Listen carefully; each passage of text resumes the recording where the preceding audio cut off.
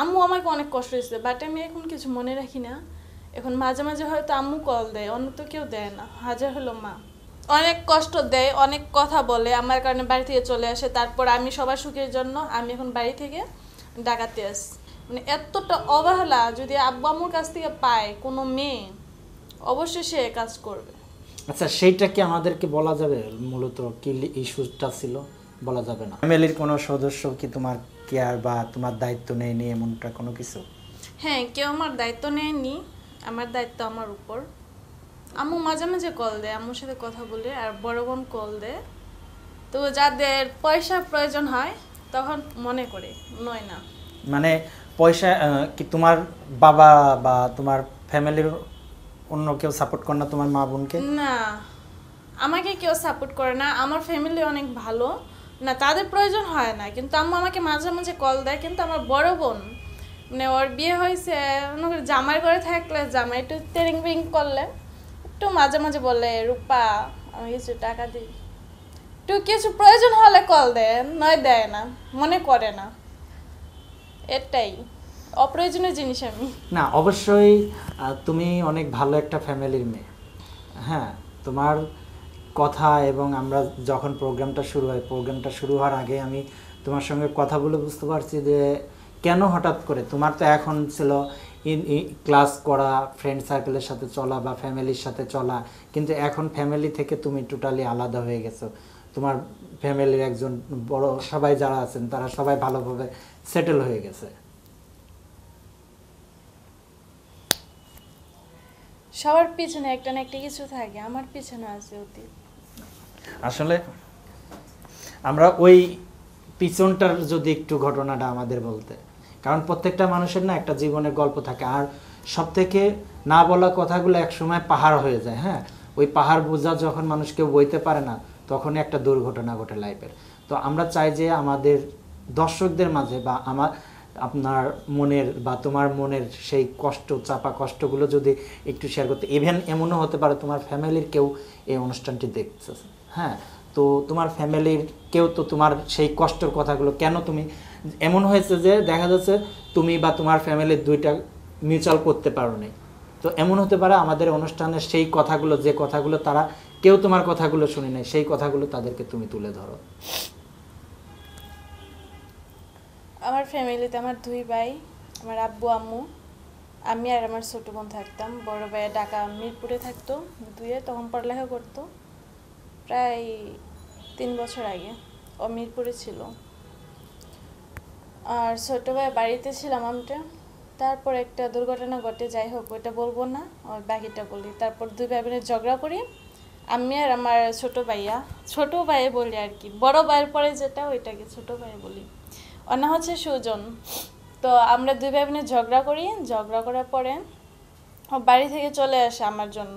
ও আব্বু আম্মুকে বলে আর বড় ভাইকে বলে, রূপা যদি বাড়িতে থাকে তাহলে আমি থাকবো না, আর রূপাকে যদি পারো বিয়ে দিয়ে তাড়িয়ে দাও, তারপর আমি বাড়িতে আসবো, নয় আমি আসবো না। তারপর ভাইয়া বাড়ি থেকে চলে আসে ঢাকাতে। ঢাকাতে এসে কী যেন করে আমি জানতাম না। তারপর 3 বছর বেশি ও ঢাকাতে ছিল। তারপর আমি বাড়িতে ছিলাম অনেকদিন যাবত। পড়ালেখা তখন আমার ক্লোজ ছিল। তখন আম্মু আব্বু আর পাড়া প্রতিবেশীরা আমাকে, যখন আমার ভাই আমার জন্য বাড়ি ছাড়া ছিল, তখন আমাকে অনেক কথা বলতো যে তোর জন্য একটা ছেলে বাড়ি থেকে চলে গেছে, এমন একটা কাজ করছিস, বা অনেক কিছু বলছে। অনেক অবহেলা, এত অবহেলা সহ্য করছি বলার বাইরে। যে ভাই আমাকে তুলে খাওয়াই দিত, কান্নাগুলো চোখের পানি মুছে দিত, আব্বু মা ছাড়া ডাক দিত না। কি বলবো, ওই আব্বু আমাকে অবহেলা করতো, আমাকে অনেক অনেক কষ্টে কথা বলছে, আমাকে এত আঘাত দিয়ে কথা বলছে ভোলার মতো নয়। অনেক, আম্মু আমাকে অনেক কষ্ট দিয়েছে, বাট আমি এখন কিছু মনে রাখি না। এখন মাঝে মাঝে হয়তো আম্মু কল দেয়, অন্য তো কেউ দেয় না। হাজার হলো মা, কিন্তু কষ্ট এতটাই দিছে ভোলার মতো না। পরে এভাবে থাকতে থাকি, এভাবে আমি অনেক শুকিয়ে গেছিলাম, অনেক খারাপ অবস্থা হয়ে গেছিল। তারপর আম্মু বলে কি, তুই বাড়িতে থাকলে আমার ছেলে বাড়িতে আসবে না, কথায় কথাই বলে। তারপর আমি বাড়ি থেকে চলে আসার প্ল্যান করি। বাড়ি থেকে চলে আসে প্ল্যান করি, তারপর ভাবি কার সাথে যাব ঢাকায়। তারপর একটা খালাম্মা থাকতো ঢাকায়, ওর সাথে যোগাযোগ করে আমি আসি ঢাকাতে। তারপর গার্মেন্টস করতে পারি না, কি করব। পরে আম্মুর সাথে কথা বলি, তারপর আম্মু কিছু পাঠায়, আম্মু ওইটা দিয়ে চলাফেরা করি। তারপরে এটা যখন শুনছে যে ভাইয়া আমি বাড়ি থেকে চলে আসছি ঢাকাতে, তখন ভাইয়া বাড়িতে গেছে, আর আব্বু তো তখনই অফ করে দিচ্ছে যে তুই আমার মেয়ে না, তুই আমাকে কল দিবি না, মেসেজ দিবি না, কোনো দিন আমার সাথে কথা বলবি না। মানে তারপরও মানুষের সাথে বলে কি এটা আমার মেয়ে না, আমি ত্যায্য করে দিছি, লাগবে না, এটা মেয়ে আমাদের। মানে অনেক কথা বলে, কি বলবো। আজও আমার আব্বু আমার কলটা ধরে না, আমি কতটা মিস করি আমার আব্বুকে। আমি আমার ফ্যামিলিকে এত ভালোবাসতাম, যাদের জন্য আমার লাইফটাই শেষ করছি, তারা আমাকে বোঝে নাই, তারা আমাকে ইগনোর করছে, অনেক অবহেলা করছে, অনেক কষ্ট, অনেক কিছু সহ্য করে আজকে এ পর্যন্ত আমি আসছি। ঢাকাতে আমি একা আছি, আমি মরি নাকি বাঁচি তারা কোনোদিন একটা খবর নেয় না। মেয়েটা কিভাবে আসছে, কিভাবে চলতেছে, খাইছে কি না, কিচ্ছু নেয় না। কিন্তু তারা হ্যাপি আছে, অনেক হ্যাপি আছে। আমার আব্বু তো ভুলেও আমাকে মনে করে না।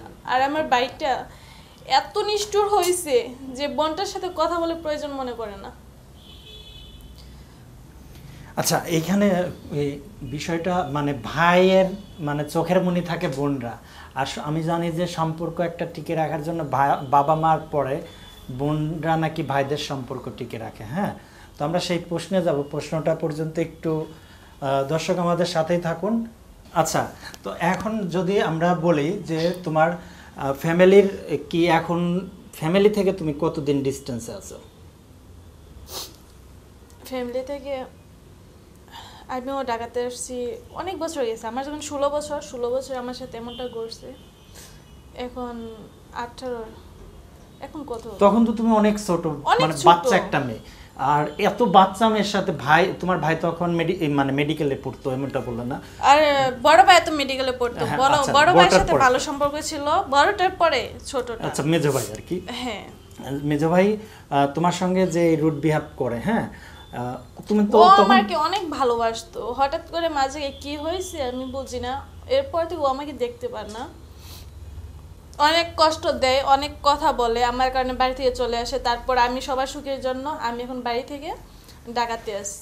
আচ্ছা, তো এই লাস্ট কতদিন এত ডিফারেন্স, মানে দূরত্ব তোমাদের ফ্যামিলির সাথে তোমার? লাস্ট 6 মাস হবে। 6 মাস। এই 6 মাসের মধ্যে তোমার বাবা, তারপরে তোমার সেই ভাই, কেউ খোঁজ নেই?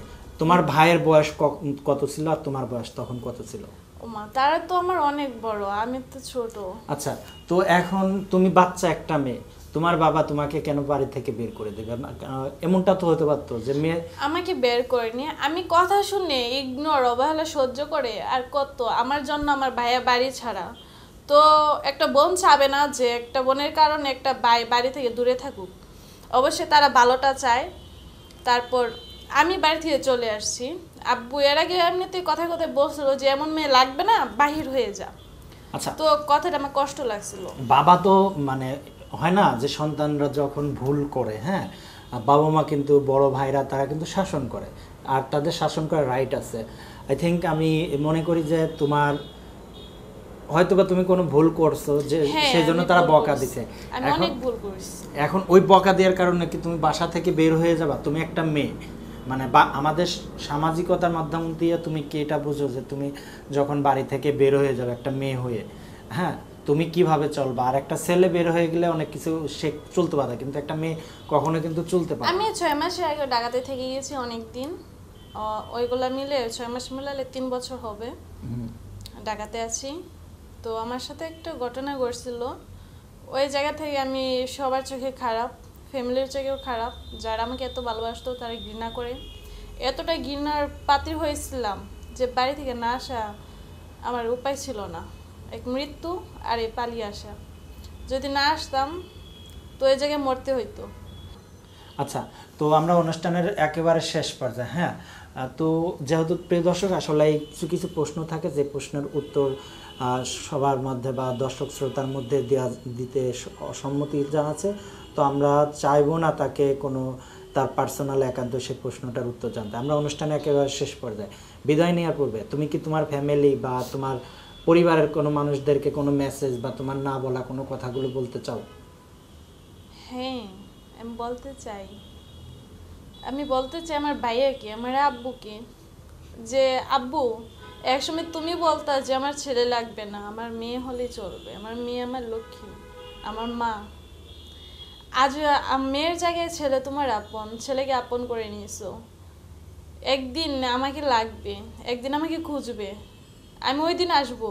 এখন খুঁজতেছো না তো, এখন মরে আছে নাকি বেঁচে আছি ওইটা তুমি খুঁজতেছো না, কিন্তু একদিন খুঁজবে। ওই দিন পাবি কি না সঠিক জানি না, কিন্তু আমার বাঁচার এত শোক নেই। আর আমার ভাইয়া তো আমার সাথে রেগে আছে ভাই, অনেকটা দিন হয়েছে ভাই, প্লিজ তোর কাছে হাত জোর করি ভাই, তুই আমাকে একটা বার কল দিয়ে একটু কথা বল, আমি বাড়িতে চলে আসব।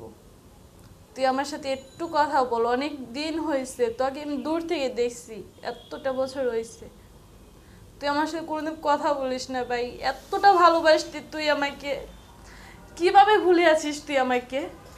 আমি তো তোর রক্ত, তাই না? আমি তো তোর বোন, তোর সব কথা শুনে চলতাম, কত ভালোবাসতি, সবই ভুলে গেছে। একটা ছেলের পিছন পরিবর্তন হওয়ার পিছনে কিন্তু একটা মেয়ের হাতই থাকে, ঠিক কিনা? একটা মেয়ে ভালো হওয়ার কারণে কিন্তু একটা ছেলের হাত থাকে। আমার অবশ্য জানা যে আমার ভাইয়ের পিছনে যে কোনো একটা মেয়ে আছে, যার কারণে আমার ভাই বোনের মাঝে সম্পর্ক দূরত্বটা এতটা হয়ে গেছে। আমি চাই আমার ফ্যামিলি একদিন আমাকে খুঁজবে, আর বর্তমানে বেশি কিছু চাই না, দূরে আছি, ভালো আছি, একদিন সামনে ভবিষ্যতে যদি কোনোদিন কিছু করতে পারি, ওই দিন ফ্যামিলির কাছে যাব, নয় তারা খুঁজবে আমাকে।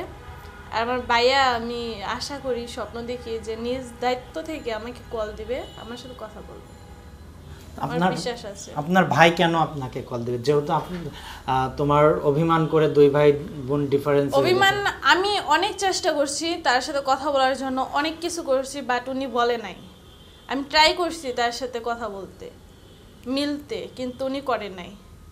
তোমার বাবা বা তোমার মা কি বলি নাই বাসায় চলে আয়?